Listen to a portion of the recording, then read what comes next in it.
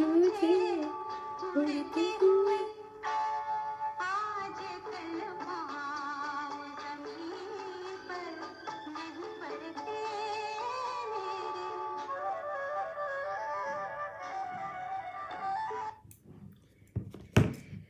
प्रेम का प्रभाव कुछ ऐसा ही होता है।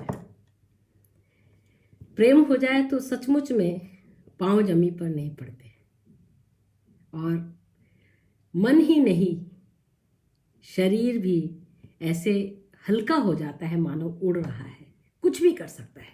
प्रेम में इतनी ताकत है। और कल प्रेम दिवस है 14 फरवरी, तो आज प्रेम को सेलिब्रेट करना, मुझे लगा कि इससे बड़ी चीज़ और क्या होगी, प्रेम से बड़ा क्या होगा। और इसके लिए मैंने चुनी 3 कविताएं, 3 मुझ चुने हैं। उनमें से मैंने पूछा भी था कि कोई कहे कि भाई कौन से चुनी है, तो बात बनी नहीं, किसी ने बता नहीं पाया और मैंने आज चुना है गालिब को।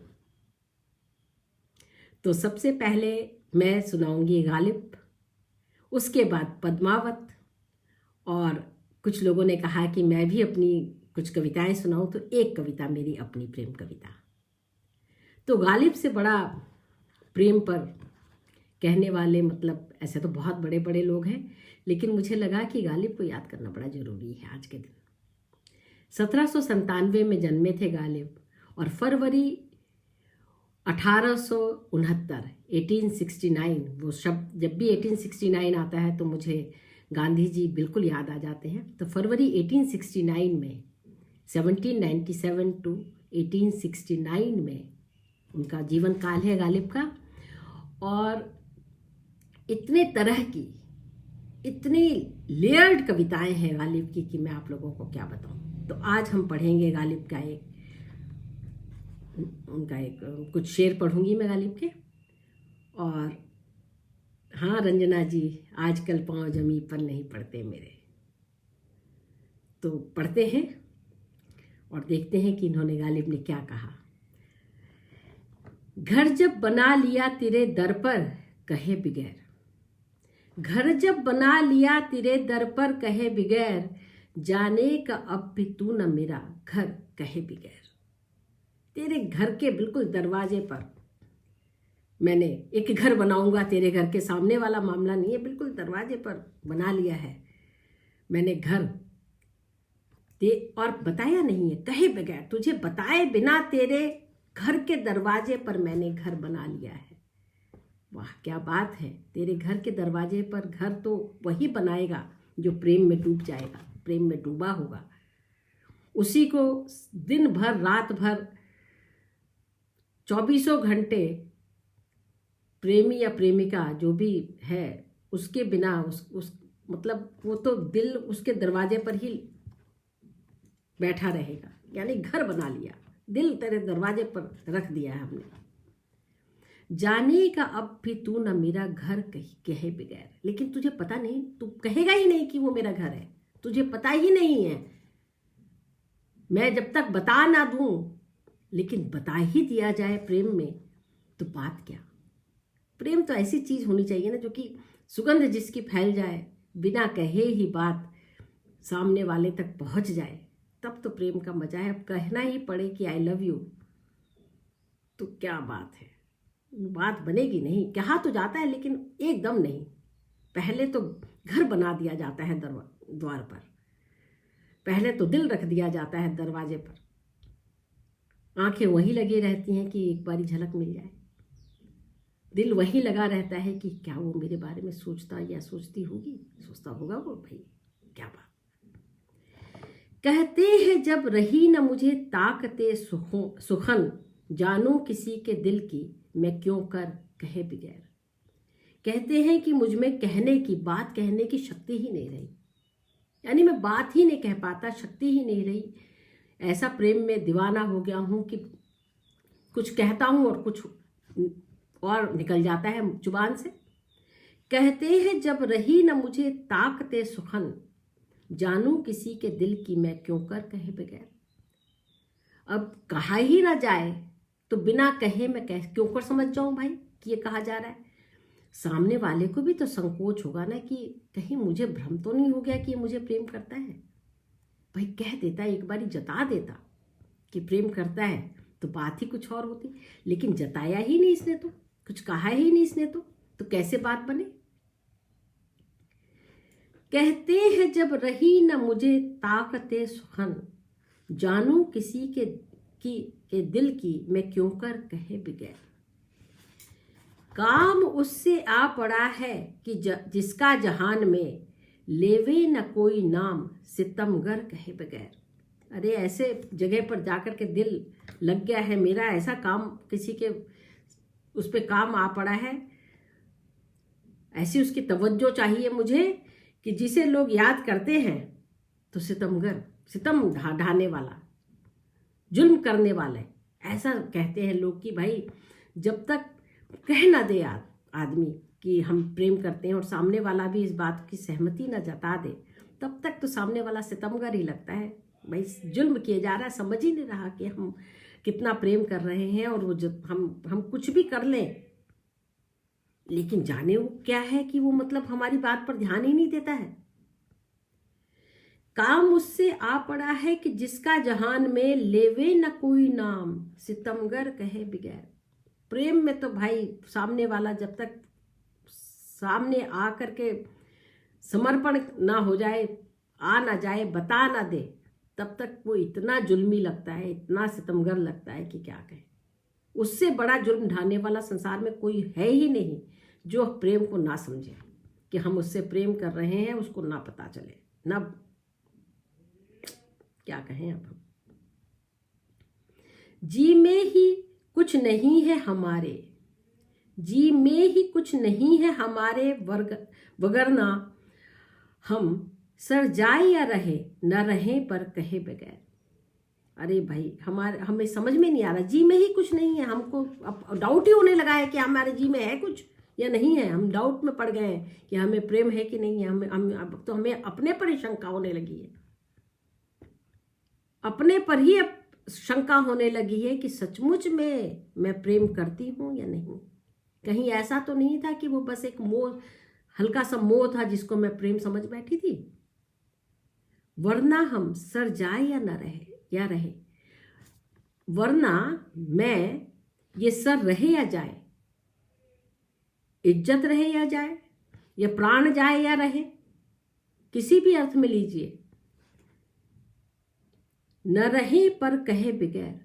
हम क्या कहे बगैर रह जाते अगर हमें शंका न होती कि हम प्रेम करते हैं उनसे। अगर जरा हमें इस बात का वो हो जाता, एकदम कॉन्फिडेंस रहता है कि हम उससे प्रेम करते हैं, तो किसी ना किसी तरह से तो हम बता ही देते कुछ गड़बड़ हम ही में है कि उसे समझ में नहीं आ रही कि हम उसे प्रेम करते हैं। कहीं ना कहीं तो गड़बड़ हम ही में है ना, तो वरना क्या उसे पता ना चलता कि हम उसे प्रेम करते हैं। अरे भाई, प्रेम ऐसी परीक्षा है जिसमें प्रेमी अपने ऊपर डाउट करने लगता है कि अब तो कुछ गलती हम ही से हो रही है, वरना बात बन गई होती है। लेकिन भाई प्रेम हो तो ऐसा,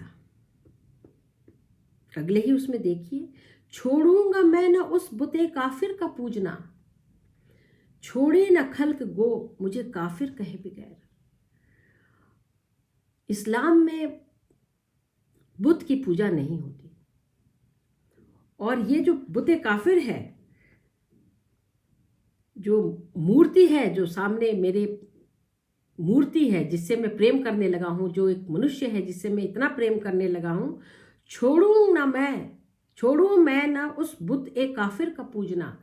मैं तो उस बुत की पूजा करने लगा हूं, यानी अब तो मैं, ये प्रेम से बढ़कर के चीज हो गई है, अब तो मन ही उसमें रम गया है, उसको पूजना शुरू कर दिया है। ये कुफ्र है, लेकिन मैं कुफ्र कर रहा हूं, ये मैं जानता हूं। और वो जो बुत है वो काफिर है, उसको अपने हुस्न में उसको बहुत गर्व है, वो काफिर है, उसको अपने सौंदर्य पर, उस पर इतना गर्व है कि वो समझ ही नहीं रही बात, तो काफिर जैसी है। छोड़ूंगा मैं न उस बुते काफिर का पूजना, छोड़े न खल्क गो मुझे काफिर कहे बगैर। ये दुनिया वाले मुझे काफिर कहने लगे हैं क्योंकि मैं बुत की पूजा करने लगा हूं। मैं उस अल्लाह को छोड़ करके इसके सामने सर झुका रहा हूं। इसलिए अब दुनिया भले ही मुझे दुनिया मुझे काफिर कहने लगे कि मैंने तो इस्लाम ईमान छोड़ दिया, धर्म पर ईमान मेरा डगमगा गया, क्योंकि मैं तो बुद्ध की पूजा करने लगा हूं, मनुष्य की पूजा करने लगा हूं। लेकिन भाई अब होगा नहीं, भले ही दुनिया मुझे काफिर कहे। और आगे देखिए, थोड़ा 2-3 मैंने छोड़ दिए हैं। उसके बाद, बहरा हूं मैं तो चाहिए दूना हो इल्तिफात, बहरा हूं मैं तो चाहिए दूना हो इल्तिफात, सुनता नहीं हूं बात मुकर्रर कहे बगैर। मैं बहरा हूं, मुझे सुनाई नहीं पड़ता है, इसीलिए मैं बार बार उसको आकृष्ट करने के लिए, उसकी कृपा पाने के लिए, उसका प्रेम पाने के लिए बार बार अपनी बात कहूंगा कि भाई मैं बार बार इसे जताऊंगा, कहूंगा कि मैं तुझसे प्रेम करता हूं। बार बार बहरा हूं मैं तो चाहिए दूना हो इल्तिफात, इसलिए मुझ पर दुगना, मुझे मतलब मुझ पर वो दूनी कृपा करें, दूनी कृपा करें, क्योंकि मैं बहरा हूं, मैं बार बार अपनी बात कह रहा हूं। दूनी कृपा करके मेरी ओर आकृष्ट हो। सुनता नहीं हूं बात मुकर्रर कहे बगैर। अगर वे भी बात को एक बारी कह देते, या कई बारी उनको भी कहना पड़ेगा, क्योंकि मुझे तो सुनाई नहीं पड़ रहा। मैं तो अपनी बात बार बार कह रहा हूं, लेकिन उनकी बात को भी मुझे बार बार सुनना है। आश्वस्ति नहीं है। एक बारी अगर उन्होंने निगाह फेरकर मेरी तरफ प्यार से मुस्कुरा करके देख लिया, एक बार जो उन्होंने हल्का सा जता दिया, एक बार जो मुंह से भी कह दिया कि हम तुमसे प्रेम करते हैं, लेकिन बात बनी नहीं। कई बार सुनने का मन है, कई बार आश्वस्त हो जाने का मन है, मर जाने का मन है, सुन सुन के मर जाने का मन है। कोई कह दे कि आई लव यू, और आप जानते हो कि सचमुच में कही जा रही ये बात है कि आई लव यू, तो समझ लीजिए कि आपका एक मैं तो मर ही गया। उस समय तुरंत मैं की मृत्यु हुई, अहम भाव के तुरंत तिरोहन हुआ। विकलन, ऐसा महसूस होता है कि जैसे आप पिघले जा रहे हो, बहे जा रहे हो। प्रेम में बहना इसी को कहते हैं। बहरा हूं मैं तो चाहिए दूना हो इल्तिफात, सुनता नहीं हूं बात मुकर्रर कहे बगैर। और अब सुनिए, गालिब न कर हुजूर में तू बार बार अर्ज, गालिब न कर हुजूर में तू बार बार अर्ज, जाहिर है तेरा हाल सब उन पर कहे बगैर। गालिब तो उनके हुजूर में बार बार अर्ज मत कर, उन्हें ये बात मालूम है। जाहिर है तेरा हाल, तो किस हाल में है? प्रेमी का हाल क्या हो गया है? प्रेम में क्या हाल हो गया है? कैसे, मतलब एकदम काया की माया खत्म हो गई है, अपने ऊपर मोह खत्म हो गया है, एकदम तिरोहन का भाव है। जाहिर है तेरा हाल सब उन पर कहे बगैर। अब तुझे कहने की जरूरत नहीं है, तेरे कहे बगैर ही तेरा हाल उन पर जाहिर है। इसलिए तो बार बार अर्ज मत कर, भले ही तेरी चाह हो कि बार बार तू उनसे सुने, उनकी मुस्कान, उनके तुम्हारे प्रति जो प्रेम है वो बार बार अभिव्यक्त हो, तो मेरे भले ही इच्छा हो, लेकिन अब बार बार मत कह। कहीं ऐसा ना हो कि बार बार कहने से बात हल्की हो जाए। प्रेम को बार बार जताया जाए। जीने वाली बात नहीं है, जताना। जीना और जताना में बड़ा फर्क है। प्रेम जीना और प्रेम जताना। बार बार प्रेम को मत जताओ, हल्की हो जाएगी बात। प्रेम को जियो और आनंदित हो। तो जीना पड़ता है प्रेम हर पल। और प्रेम का जो जीना है, सच कहें तो बार बार मरना भी है, बार बार जीना भी है। आजकल पांव जमी पर नहीं पड़ते मेरे, कुछ इसी तरह। तो दूसरी जो कविता मैं पढ़ रही हूँ वो है जायसी। अब जायसी से बड़ा प्रेम किसने लिखा? पद्मावत। वाह। और ये सेकंड लास्ट अंतिम जो उनकी वो है, उसमें उपसहार खंड का 652वां पद है। इसकी रचना 1540 में हुई थी।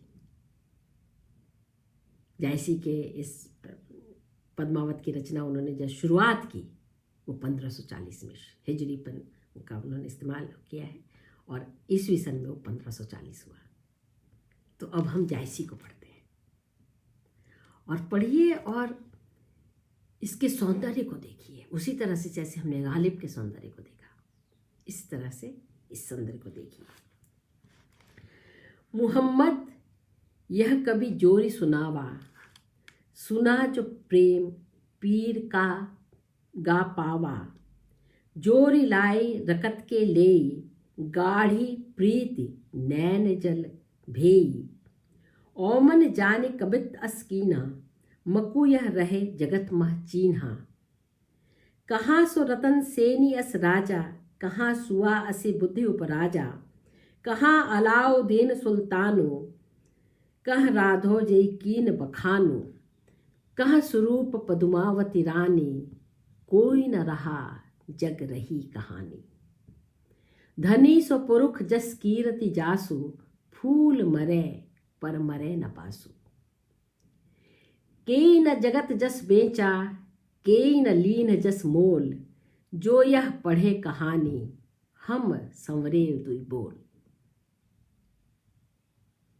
आज सुबह अचानक ही मैं पुरुषोत्तम जी की किताब जो है Padmavat an epic love story, इसको मैं उलट पलट रही थी, और उलटते पलटते ही मैं इसकी जब अंत में पहुंची तो मुझे लगा कि कविता तो यही पढ़नी चाहिए। मुहम्मद यह कवि जोर सुनावा, सुना जो प्रेम पीर गा पावा। मुहम्मद कवि ने, मलिक मोहम्मद जायसी ने, यह जो कहानी है पद्मावती और रतन सेन की, ये जो प्रेम कहानी है पद्मावती और रतन सेन की, इसको जोड़ करके, इसको गूंथ करके सुनाया, और जिसने भी इसे सुना जो प्रेम पीर गा पावा, जो जिसने भी इस प्रेम की पीड़ा की कहानी सुनी, वो पीड़ा खुद उसको पीड़ा में डूब गया, और उसके मुंह से प्रेम का गान फूटने लगा। वियोगी होगा पहला कवि, आह से उपजा होगा गान। हमने पंत की ये कविता पढ़ी है। तो इस वियोग की कथा, इस संयोग, सुंदर संयोग और उसके बाद वियोग की जो कथा जिसने भी सुनी, उसका मन पीड़ा से भर गया, प्रेम की पीड़ा से भर गया, उसके सौंदर्य से भर गया, और जैसे मानो उसके बोल भी, उसके मन से भी बोल फूटने लगे प्रेम की पीड़ा के, जैसे मेरे मन से फूटे, जैसे जायसी के मन से फूटे। जोरी लाई रकत के लेई, गाढ़ी प्रीति नैन जल सोई। रक्त की लेई, जो जिससे मैंने उसको जोड़ा है, इस पूरी कहानी को जोड़ा है, वो मेरी रक्त मज्जा से निकला है, रक्त की लेई। और जब वो गाढ़ा हो गई लेई, तो उसमें नैन जल, आंसुओं के जल से उसको मैंने भिगोया है। और इसको हम इस तरह से भी पढ़ सकते हैं कि रतन सेन को जब हीरामन तोते ने कहानी बताया, सुनाया कि सिंघल द्वीप में एक ऐसी सुंदरी, अद्भुत सुंदरी, और जो केवल शरीर से सुंदर नहीं है बल्कि मन से और बुद्धि से भी जो सुंदर है, प्रकाशित है, जिसकी बुद्धि भी प्रकाशित है, शरीर, मन और बुद्धि तीनों जिसका प्रकाशित है, ऐसी जो अद्भुत अपूर्व सुंदरी है, उसके प्रेम के बारे में जब हीरामन तोते ने बताया, रतन सेन को सुनाया, तो उनके मन में जो हिलोड़ हुआ उसको सुन करके, और जैसे कि सारा देह विरह से जलने लगा, तो गोया वही वह लेई थी। और उसी लेई के पूते वो वहाँ गए और उन्होंने पद्मावती के लिए तपस्या की और गाढ़ी प्रीति नैन जल सोई। और जब उसी रत्नसेन को अलाउद्दीन ने कैद कर लिया, तब उस गाढ़ी प्रीति को पद्मावती के जो विरह के आंसुओं ने उसको भिगोया। ये रत्नसेन के गहरे प्रेम और पद्मावती के विरह में निकले हुए आंसुओं की कथा है। ये रत्न और इसको इस तरह से भी पढ़ें, ये रत्नसेन और पद्मावती के गाढ़े प्रेम और रत्नसेन की मृत्यु और पद्मावती के जो उन्होंने जौहर किया, उससे जो उपजा हुआ हम लोगों का जो विरह और दुख है, उससे बनी हुई कहानी है। ओ मन जान कवित अस कीन्हा, मकु यह रहे जगत मा चीन्हा। इन्हीं सबको जान करके, इन्हीं सबको जानते बूझते मैंने इस कविता को लिखा है, रचा है। मकु यह रहे जगत मा चीन्हा। और मेरे जाने के बाद यही मेरी एक पहचान रह जाएगी, पहचान के रूप में यही रह जाएगा। ये जो प्रेम कहानी जिसको मैंने अपने रक्त और आंसुओं से सींच करके, असुअन जल सींच सींच प्रेम बेल बोई, आंसुओं के साथ जो सींच करके मैंने अपने रक्त और आंसुओं से मिला करके जो एक प्रेम कथा रची है, यही रह जाएगी मेरी पहचान। बस यही बचा रह जाएगा, और बचा भी है। हम देख रहे हैं Padmavat, an epic love story जो 2 साल पहले लिखी गई, अभी तक हम पद्मावत पढ़ रहे हैं। और जो मैं जिस पाठ से मैंने आप लोगों को पढ़ के सुनाया, वासुदेव शरण अग्रवाल की पद्मावत की पूरी व्याख्या और टीका है, उन्होंने लिखा है, उससे वो किया। तो यहीं से पढ़ लेती हूँ मैं इसको। कहाँ सो रत्न सेनी अस राजा, कहाँ एक राजा हुआ रत्नसेन जैसा राजा हुआ, बड़ा पराक्रमी, बहुत प्रेम करने वाला, अपने प्रजा पालक, आन बान शान वाला। कहाँ सुआ असी बुद्धि उपराजा, और कहाँ वैसा तोता जो इतना बुद्धिमान था। हीरामन तोता बेहद बुद्धिमान था, और उसी ने पद्मावती को बहुत ज्ञान दिया था। पद्मावती के मन में प्रेम के बारे में एक तरह से प्रेम की बेल पद्मावती के मन में भी बोई। आ करके रत्नसेन का हाल सब पद्मावती को बताया और कहा कि भैया वो आ गया है, देख लो देवी, वो आ गया है और अब तुम्हारे लिए तपस्या कर रहा है। राजा तुम्हारे पिता उसको मार देंगे। तो दोनों तरफ प्रेम का जो एक संदेश वाहक की तरह, एक उसकी तरह प्रेम की पीड़ा को जगाने वाला, प्रेम के भाव को जगाने वाला। कहाँ सुआ असी बुद्धि उपराजा, बुद्धिमान। जब तक बुद्धि ना हो तब तक प्रेम नहीं होता। वैसे सच कहें तो प्रेम में बुद्धि का होना बहुत जरूरी है, नहीं तो आदमी जो रास्ता बता दिया जाता है ना, उसी रास्ते पर आंख मूंद करके चलता चला जाता है। जहां बुद्धि आई, यानी जहां अपना आपको लगा व्यक्तित्व आया, वहीं प्रेम हुआ। जहां प्रेम हुआ वहीं व्यक्तित्व आया। अपने व्यक्तित्व की पहचान है, अपने होने की पहचान है, अपने आप की पहचान है प्रेम। कहाँ अलाउद्दीन सुल्तानो, कहाँ अलाउद्दीन जैसा सुल्तान। ये 2 आदर्श है। अलाउद्दीन एक आदर्श है जीवन का, और एक आदर्श है रत्नसेन। चुनाव करना है कि किस आदर्श को लेना है। अंधाधुंध मतलब अपने साम्राज्य को बढ़ाते चले जाना और किसी भी चीज को ना देखना, ये इस आदर्श को जीना है, या दूसरे किसी अन्य आदर्श को जीना है। कह राघव जय कीन बखानो। और राघव चेतन के बारे में हम जानते हैं कि गुस्से में आकर के, रत्नसेन के प्रति गुस्से में आकर के, और उसी गुस्से का शमन करने के लिए पद्मावती ने उसे अपना कंगन दे दिया था। उस कंगन को दिखा करके उसने कहा कि देखो, जिसका कंगन इतना सुंदर है, जिसके हाथ की गोलाई ऐसी खूबसूरत होगी, सोचो वो खुद स्त्री कितनी सुंदर होगी। ऐसा करके अलाउद्दीन के मन में एक तरह के मोह और वासना का, कि तुम्हारे जैसे सुल्तान के पास पद्मावती को होना चाहिए, रत्नसेन के पास उसका क्या काम? वो तो तुम्हारे निवास की शोभा बढ़ाए।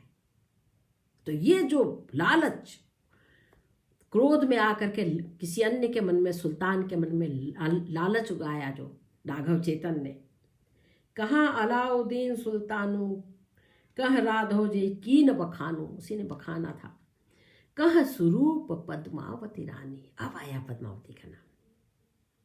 कह स्वरूप, सुंदर रूप, स्वरूप पद्मावती रानी। जब भी हम सौंदर्य की बात करें तब तक उसमें हमें बुद्धि का और मन का, हृदय का और बुद्धि का, दोनों का उदारता हो। उस उदार मन से भर करके, अपने पति के प्रति स्नेह से भर करके और उदार चित्त से राघव चेतन को पद्मावती ने कंगन सौंपे थे, दिए थे, मतलब उसको भेंट में दिए थे। उसको क्या मालूम था कि इसकी कुबुद्धि है, राघव चेतन की में कुबुद्धि है, बुद्धि नहीं थी, कुबुद्धि थी। लालच, लोभ। कह स्वरूप पद्मावती रानी, कोई न रहा जग रही कहानी। कोई नहीं बचा, सचमुच में कोई न बचा। न लिखने वाला बचा है, न जिन पर कहानी रची गई वो बचे हैं, जो कि, और एक बात हरदम ध्यान रखनी चाहिए कि जब भी साहित्य की रचना की जाती है, साहित्य कोई अखबारी लेखन तो है नहीं, ना हम पॉलिटिकल लेखन का या ऐतिहासिक लेखन कहेंगे जिसमें कि हम कुछ तथ्य दे देंगे। साहित्य जिसमें कि आप मन प्राण मनुष्य रचते हैं, मनुष्य के भीतर सभी पात्रों के भीतर आप प्रवेश करते हैं और उनके मन को देखते हैं, उनके मन के भीतर की चीज़ों को देखते हैं। तभी तो सारे पात्र एक कहानी में, एक चीज़ में सब पात्र अलग अलग होते हैं, नहीं तो एक जैसे पात्र और एक जैसी भाषा ना हो जाए। सबके मन के भीतर जब आप प्रवेश करते हैं तब आप सीधी घटना को भी लिखते समय, हो सकता है कि ऐसा सोचा हो उसने, हो सकता है यह भी सोचा हो उसने, हो सकता हो ये कहा हो सकता है ये आशा हो, पता नहीं उसने दर्पण में देखा या पानी में देखा। पद्मावती को दर्पण में देखा होगा तो कैसे देखा होगा, या सामने छाया उसकी पड़ी तो कैसे पड़ी। क्या उसमें देखने में राघव चेतन द्वारा किए गए सौंदर्य वर्णन को वो व्यक्ति नहीं देख रहा? कई बारी हम दूसरों के कहे के अनुसार किसी को देखते हैं, किसी का सौंदर्य या किसी का असौंदर्य, किसी की अच्छाई या किसी की बुराई। किसी ने हमें कह दिया तो हम एक व्यक्ति को वैसा ही देखने लगते हैं बिना बुद्धि का प्रयोग किए। तो अलाउद्दीन का जो आदर्श है वो एक तरह से कुबुद्धि का आदर्श है। वह, इसको आदर्श नहीं कहेंगे, इसको कहेंगे हम लोग a way of life. There were two ways of life, दो तरह के जीवन जीने की, जो मतलब जीवन दर्शन कहना चाहिए इसको, दो तरह का जीवन दर्शन। तो क्या अलाउद्दीन का जो जीवन दर्शन है वो राघव चेतन की कुबुद्धि से प्रभावित नहीं हुआ होगा? क्या रत्नसेन का जो जीवन दर्शन है, जिसमें कि पद्मावती के इतने सौंदर्य का जो वर्णन किया गया और कहा गया कि वो मन और उसकी बहुत धनी है, पूरा यकीन है मुझे कि राघव चेतन ने, मैं इस बात को कयास लगा रही हूँ कि राघव चेतन ने जब कहा तो ये नहीं कहा होगा कि बहुत ही मन से भी निर्मल है वो, मन बहुत उदार है। उसने उसके अंगों के सौंदर्य के बारे में कहा होगा, शरीर के सौंदर्य के बारे में कहा होगा। वासना जगानी है, लालसा जगानी है। एक जगह वासना और लालसा जगानी है, एक जगह प्रेम और सौंदर्य जगाना है। दो जीवन दर्शन। कोई न रहा जग रही कहानी। और इसलिए जब भी कहानी होती है, कभी कभी कहते हैं कि truth is stranger then fiction, और कभी कभी ये होता है कि fiction is not the truth, fiction is fiction, is not the, जो ट्रुथ है उससे एक अलग सत्य की रचना की जा रही है। जो सच्ची घटना है, जो पद्मावती और रत्नसेन की कहानी है, उसको कैसे कैसे लोगों ने कहा और जायसी ने कैसे कहा, इसमें बड़ा फर्क है। इस कहानी को कहने के में बड़ा फर्क है। यह इसलिए जग में कहानी बची हुई है, कोई नहीं बचा, यथार्थ खत्म हो गया अगर कोई था तो। धनी सो पुरुष जस कीरति जासु, फूल मरे पर मरे न बासु। धन्य है वो व्यक्ति, पुरुष, यहाँ पुरुष लिखा है, मैं इसको व्यक्ति कहूंगी, स्त्री और पुरुष दोनों, क्योंकि पद्मावती भी तो, उसको भी तो यश मिला, रत्नसेन को भी तो यश मिला, जायसी को यश मिला, और पढ़ते और सुनते हुए क्या हम लोग यश के भागीदार नहीं है? धनी सो पुरुष जस कीरति जासु, फूल मरे पर मरे न बासु। फूल मर जाता है लेकिन उसकी सुवास जो है, उसमें सुगंध सालों साल बनी रहती है। आप कभी कागज में फूल लगा रख दीजिए और कभी वो कागज, सालों बाद कागज खोलेंगे तभी भी फक से एक झोंका खुशबू का आएगा, सुवास बनी रहती है। केई न जगत जस बेचा, केई न लीन जस मोल। किसी ने यश को बेचा नहीं है, जगत में यश नहीं बिकता। वैसे तो आजकल लोग कुछ प्राइजेस वगैरह खरीद लेते हैं, कुछ सब चीज़ें खरीदने का बड़ा फैशन हो गया है, एक मतलब तरीका हो गया है, लेकिन फिर भी सच्चा यश जो है वो ना बेचा जा सकता है ना खरीदा जा सकता है। कोई केई न जगत जस बेचा, केई न लीन जस मोल। जो यह पढ़े कहानी, हम संवरे दुई बोल। इस कहानी को पढ़ने से कवि को लगता है कि हम संवरे दुई बोल, कोई दो बोल हमारे बारे में। जब मैं आज मलिक मोहम्मद जायसी का 13 फरवरी 2021 को वैलेंटाइंस डे की पूर्व संध्या में मैं जब गालिब और जायसी को पढ़ रही हूँ, तो जो यह पढ़े कहानी, हम संवरे दुई बोल, अंत में तो यही बचा रह जाता है, अपनी करनी। वो करनी कैसी भी हो, करनी ही बची रह जाती है। और जब फूल सुवास, अगर सुवास की बात करें तो वो नेक, जब अगर आपने काम किए हैं तो सुवास है, अन्यथा तो कब्र से या कहीं से गड्ढा खोद करके निकाले गए शव हैं जिनमें से दुर्गंध फूटती है, और उस समय भी लगता है उफ, अगर ये ना होता तो कितना अच्छा होता। तो सत्कर्म या जो इस तरह के कर्म है जहाँ ये इतनी बड़ी रचना रची गई पद्मावत, हम संवरे दुई बोल, सचमुच में रचना में ही वो चीज़ है कि आदमी जीवित रहता है सालों साल, इसी में जीवन है। अमरता इसी को कहते हैं, हम संवरे दुई बोल, यही अमरता है। बाकी कोई मर तो सबको जाना है। जैसे कहा है, कहाँ सो रतन सेन यस राजा, राजा प्रजा सब मर जाएंगे। कहाँ सुवासी बुद्धि उपराजा, कहाँ अलाउद्दीन सुल्तान, अलाउद्दीन जैसा श्रेष्ठ बड़ा सुल्तान जिसने बहुत सारे अच्छे काम किए, बहुत नई नई चीज़ें नवाचार किए शासन में। कहाँ अलाउद्दीन सुल्तानु, कह राधो जय कीन बखानो, कह स्वरूप पद्मावती रानी।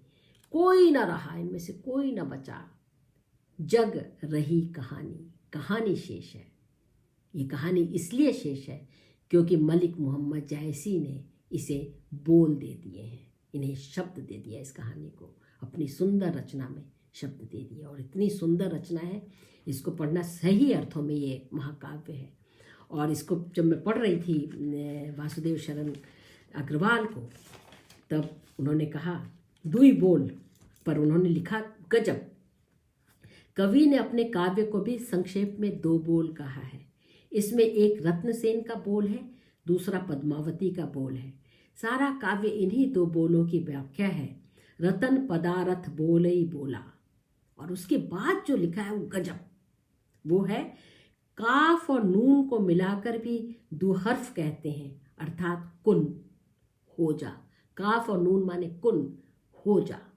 सृजनात्मक शक्ति या प्रवृत्ति का सबसे बड़ा प्रतीक यही है, हो जा। वाह क्या बात है।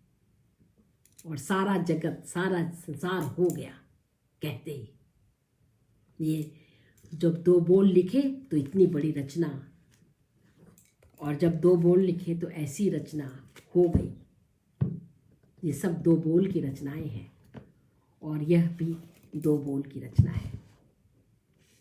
ये मैंने अली सरदार जाफरी के दीवाने गालिब से पढ़ा है और यह आज सुबह मैं Padmavat an epic love story पढ़ रही थी, एक बारी फिर से, कई बारी पढ़ा, और मैं इसको बोलती हूँ ट्रांसफॉर्मेटिव प्रोज।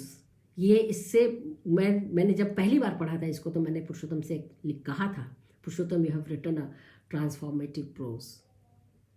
रूपांतरणकारी गद्य है ये, व्यक्तित्व का रूपांतरण हो जाता है, चरित्र का रूपांतरण हो जाता है, मन बदल जाता है। पद्मावत ऐसी रचना है और इसी तरह की रचना सही मायनों में पद्मावत है। हम समरे दुई बोल। तो इन सब लोगों को, जायसी को, वासुदेव शरण अग्रवाल को, गालिब को और पुरुषोत्तम अग्रवाल को थैंक यू इतनी सुंदर रचनाएं पढ़ाने के लिए। और अब एक कविता मेरी, एक या दो,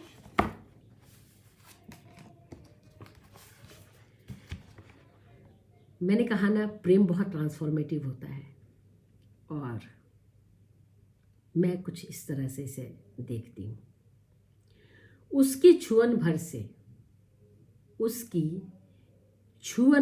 से बदल गई मैं घास में, बार बार उगने और हरियाने को। उसकी छुअन भर से बदल गई मैं घास में। आप देखते हैं घास बिल्कुल सूख जाती है, एकदम सूखी हुई, और जरा सी उस पर नमी लग जाए तो उसमें कहाँ से उसमें फिर से हरे पत्ते निकल आते हैं। कहाँ वो बेस दाबे रहती है, अपने होने को दाबे रहती है। उसकी छुअन भर से बदल गई मैं घास में, बार बार उगने और हरियाने को। तो प्रेम पुमर्थो महान, बहुत महान है प्रेम, और सचमुच में ऐसी चीज़ है कि जिसके बारे में बहुत कुछ कहा जा सकता है, बहुत कुछ कहा जा सकता है। एक और छोटी सी रचना मैं पढ़ूंगी। बादल कितने भी घने हों, बादल कितने भी घने हों, और हवा कितनी ही तेज क्यों ना चल रही हो। बादल कितने भी घने हों और हवा कितनी ही तेज क्यों ना चल रही हो, वो हवा जो बादल को उड़ा नहीं रही और ला रही है। सूरज अपने होने का एहसास करा ही देता है। बादल कितने भी घने हो और हवा कितनी ही तेज क्यों ना चल रही हो, सूरज अपने होने का एहसास करा ही देता है। सर्दी की बादल को याद कीजिए, सर्दी की हवा को, ठिठुरन को याद कीजिए। दिन भर घनी बर्फबारी के बावजूद रातें ज़्यादा ठंडी और खौफनाक लगती हैं, लकीर भर रोशनी के बिना। दिन भर घनी बर्फबारी के बावजूद रातें ज़्यादा ठंडी और खौफनाक लगती हैं, लकीर भर रोशनी के बिना। उसकी याद भर मन को गर्माहट से भर देती है। उसकी याद भर मन को गर्माहट से भर देती है। तुम्हारी याद ध्रुव तारा, ये तीसरी कविता है। तुम्हारी याद ध्रुव तारा व्यस्तताओं के महाजंगल में, घोर उपेक्षाओं के सागर में, निर्मम व्यंग्यों और कटाक्षों से तपते मरुस्थल में राह दिखाती, आंखों में मुस्काती। उसकी याद ध्रुव तारा व्यस्तताओं के महाजंगल में, घोर उपेक्षाओं के सागर में, निर्मम व्यंग्यों और कटाक्षों के तपते मरुस्थल में राह दिखाती, आंखों में मुस्काती। फिर से एक बार पढ़ूं तो, उसकी छुअन भर से बदल गई मैं घास में, बार बार उगने और हरियाने को। तो यह है प्रेम कविताएं, कुछ मेरी भी। ये याज्ञवल्क्य से बहस जो मेरी पहली रचना है, राजकमल से छपी हुई, उससे मैंने सुनाई। और इसके साथ ही मैं आप लोगों से आज्ञा लेती हूँ। प्रेम दिवस पर हार्दिक शुभकामनाएं, बधाई। सबके मन में प्रेम का दीपक जले, एक हल्की सी रोशनी प्रेम की उगे और बहुत बहुत सारे जो हमारे मन के संदेह और चीज़ें जो मतलब एक व्यक्तित्व का लगता है कि हमारा व्यक्तित्व खत्म हो रहा है, उसमें एक बारी फिर से ऊष्मा जगे, व्यक्तित्व का प्रतिफलन हो। तो आज ये कविताएं प्रेम दिवस की पूर्व संध्या पर, और कल एक कहानी प्रेम पर ही, बूझिए तो कौन सी सुनाऊंगी। और प्लीज़ मेरे चैनल को सब्सक्राइब करना ना भूलें। आज का ये कार्यक्रम भी मैं उसमें लगा दूंगी और आप लोग देखें, दिखाएं और सब्सक्राइब करें और कल की कहानी को बूझ लें तो जानो। नमस्ते।